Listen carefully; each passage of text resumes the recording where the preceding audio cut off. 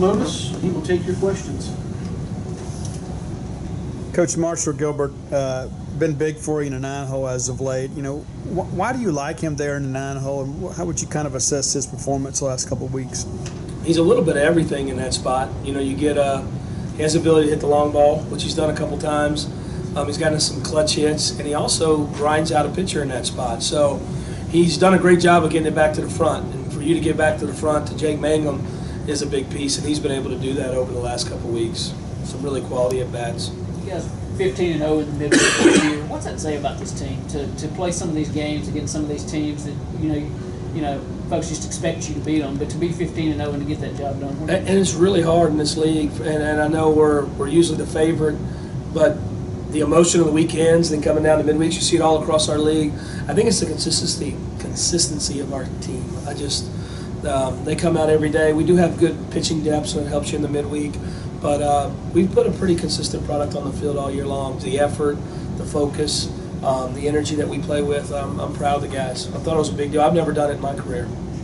You got a good start out of Brandon Smith, a couple of clean innings from him.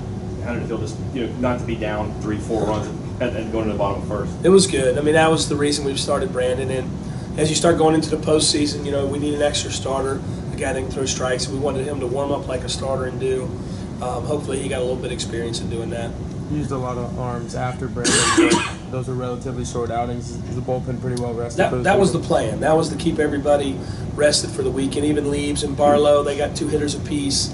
Cole got the 9th, which Cole's been really good lately. But Keegan James getting out there and getting a couple innings and pitching the way he's supposed to pitch was big tonight. I thought Eric Sarantola, getting him back out there, that could be a really big plus for us down the road if we can get him going. And I even told him after the game, I know they hit a ball, but the reality is if he's in the zone, he's going to pitch because the stuff is really good. Day in and day out, he'll be a big asset for us. You mentioned on the call-in show last night that Elijah McAfee's out for about 2 weeks. Can you explain? Yeah, he's got a crack in his foot, and so we're hoping it's a 2-week thing, and so he's kind of cast it up right now just to rest it.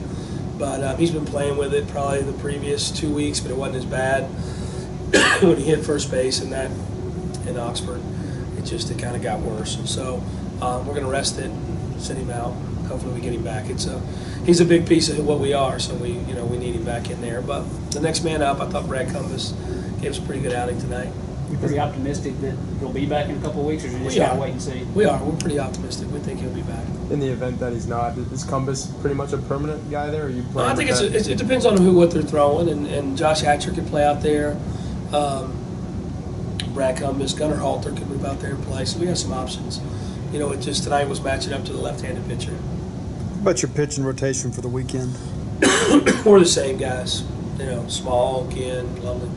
In that order, we get Small Thursday.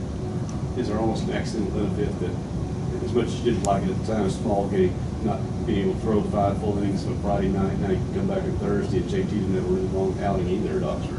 Yeah, that does help a little bit.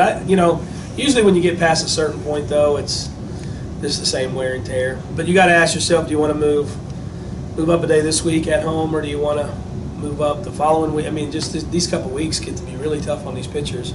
We feel like if we can get them on the right days, it'll set them up for the following couple weeks. So, but they did have some shorter outings, which was, at the time, it wasn't nice, but I guess it's nice now. Past 2 weekends, you've been on the road against ranked teams. Now you come home, play South Carolina, obviously not a ranked team. Is it hard to sort of switch the gears like that?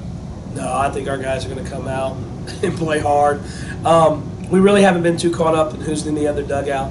Maybe Ole Miss a little bit because of the rivalry, but for the most part, and they're just trying to play the best they can. And so South Carolina's coming in here and playing for a lot, and this is a storied program in the SEC. So I don't think it's just good players everywhere. Some years a little tough luck, but we got to come and be ready to play.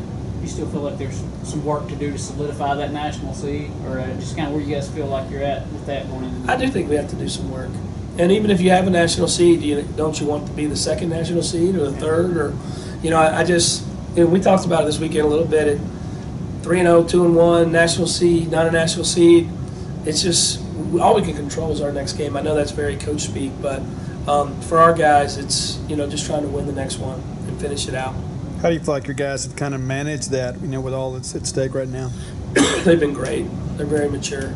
I mean, it's a they just keep playing. They just keep playing for the next game.